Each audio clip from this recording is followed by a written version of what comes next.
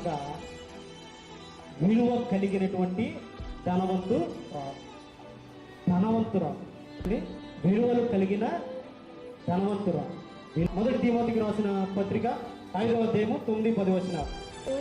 పేరు పొందిన విధవరాలు పిల్లలను పెంచి పరదేశులకు ఆతిథ్యం ఇచ్చి పరిశుద్ధుల పాదములు కడిగి శ్రమపడు వారికి సహాయము చేసి ప్రతి సత్కార్యము చేయకూడదే ఆమెను విధవరాండ్ర లెక్కలో చేర్చవచ్చును. చాలా చక్కని మాటలు తిమోతి మహాభక్తుడు తెలియజేస్తున్నాడు. ఎంత చక్కని మాటలు తెలియజేస్తున్నారు చూడండి. విధవరాలు అనే మాట కానీ ఆవిడ కానీ ఎదురొస్తే పక్కకు తప్పుకునేటువంటి ఆచారంలో మనం కలిగి ఉన్నాం. కానీ బైబిల్ విధవరాలకి ఎంతటి యోగ్యత కలగజేసిందనంటే చూద్దాం. సత్క్రియలు చేయడంలో, విధవరాలు సత్క్రియలు చేయడంలో విలువ కలిగినది.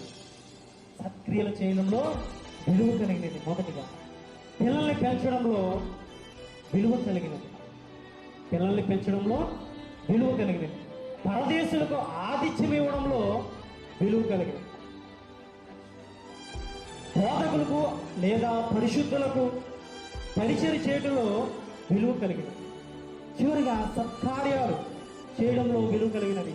శ్రమ పడేవారికి సహాయం చేయడంలో విలువ కలిగినది. ఇవన్నీ కూడా ఉంటేనే ఆమె ఏమవుతుంది, లెక్కలో చేస్తారు అంటే విధవరాలు ఎంత ధన్యత పొందింది. మనం చాలా చులకనగా చూస్తాం బయట.